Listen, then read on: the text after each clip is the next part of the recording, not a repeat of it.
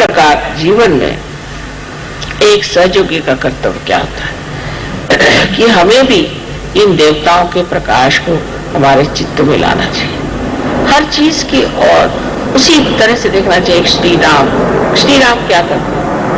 इस वक्त अगर ऐसा प्रश्न आता तो श्री राम क्या करते?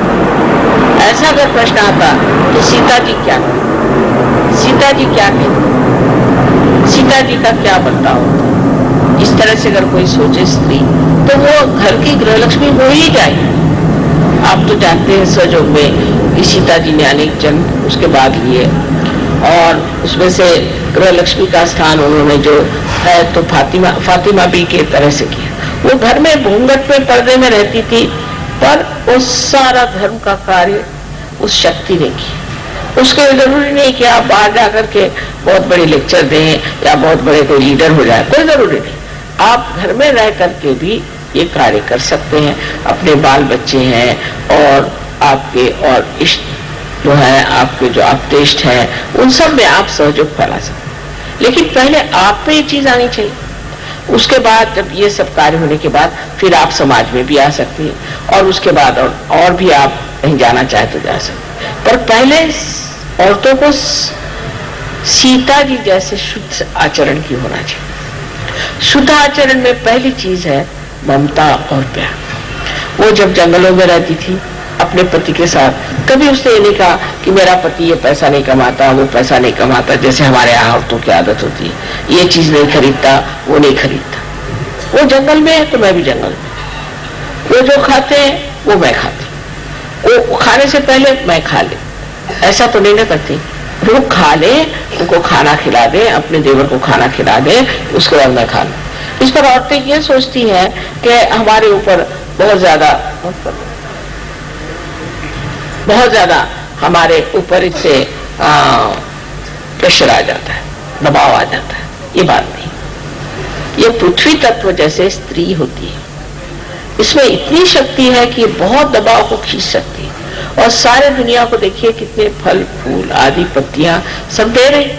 इसी प्रकार इस पृथ्वी तत्व के जैसे ही हम स्त्रियां हैं, हमारे अंदर इतनी शक्ति है कि हम सब तरह की चीज अपने अंदर समा सकते हैं और अपने अंदर से हम हमेशा प्रेम की वर्षा दे सकते हैं। ये हमारे अंदर परमात्मा ने शक्ति दी है।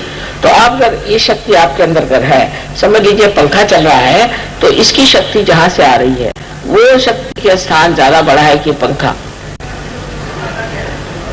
अगर ये सोचे कि ये पंखा चल रहा है, दुनिया के सामने पंखा दिखाई दे रहा है तो ये बड़ा है, तो आप समझ सकते हैं गलत है। स्त्री शक्ति स्वरूपिणी बहुत शक्ति का सागर है और उसके सहारे ही पुरुष जो है वो अपने कार्य को करता है। एक जैसे उसको कहते हैं कि पोटेंशियल और एक काइनेटिक। तो पोटेंशियल तो स्त्री है और पुरुष जो है काइनेटिक। लेकिन पुरुष को देख करके क्योंकि वो दौड़ ज्यादा सकता है तो औरत भी दौड़ने लग जाए। उसको दौड़ने की जरूरत, उसको बैठने की जरूरत है। दोनों ही क्रियाएं अलग अलग हैं और उस क्रिया में दोनों को समाधान होना चाहिए और दोनों ही क्रिया में स्त्री बहुत पनप सकती है। और जब समय आता है तो स्त्री पुरुषों से भी ज्यादा काम कर सकती है। आपको मालूम होगा कि महाराष्ट्र में ताराबाई नाम की एक 17 साल की विधवा थी, 17 साल की, और शिवाजी की वो बहुत ही छोटी वाली। सब हार गए औरंगजेब से, इसने औरंगजेब को हरा दिया 17 साल की उम्र में और उसकी कब्र बना दी औरंगाबाद। तो आप समझ सकते हैं कि जब औरत अपनी शक्ति को पूरे तरह से समा लेती है, जब उसमें समान्वित कहते हैं ना, उस तरह से अपने अंदर सब समाये रखती है, तो वो बड़ी प्रचंड होती है। और अगर वो ऐसी इधर उधर अपनी शक्ति को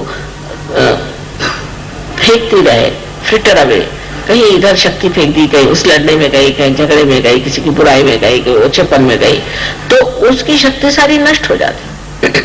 तो स्त्री जो है वो इतनी शक्तिशाली नहीं है कि वो चाहे तो पुरुषों से कहीं अधिक कार्य कर सकती है। पर सबसे पहली चीज है वो अपनी शक्ति का मान रखे। उसको इधर उधर फेंकने से, उस शक्ति को नष्ट कर देने से फिर वो शक्तिहीन हो जाती है और ऐसी शक्तिहीन स्त्री किसी काम की नहीं है। तो स्त्री का कार्य अत्यंत महत्वपूर्ण है, गौरवपूर्ण है और बहुत लज्जाशील और बहुत सूझबूझ वाली होनी चाहिए। जैसे आदमी लोग गाली बकते हैं, बकने दे, औरतें नहीं बक सकती। आदमी लोग हैं आपस में, देखा उनका कि बहुत झगड़ा होगा तो मारपीट कर लेंगे, करने दे, औरतें नहीं कर सकती। इनका कार्य शांति देने का है, इनका कार्य है संरक्षण का, इनका काम है लोगों को बचाने का। अब जैसे कि एक ढाल है, ढाल तलवार का काम नहीं कर सकती और तलवार ढाल का काम नहीं कर सकती, पर ढाल बड़ी की तलवार, ढाल ही बड़ी है। जो तलवार के वार सहन कर ले वो बड़ी की तलवार बड़ी। एक आध बार तलवार भी टूट जाएगी पर ढाल नहीं टूटती। इसलिए औरतों को भी अपने शक्ति में समा लेना चाहिए और इस शक्ति की सबसे बड़ी जो धुरा है वो है नम्रता। नम्रता पूर्वक अपनी शक्ति को अपने अंदर समा लेना चाहिए। ये कार्य कठिन नहीं सहयोगियों के लिए, सहयोगियों के लिए बिल्कुल कठिन है। मैं देखती हूँ कि बहुत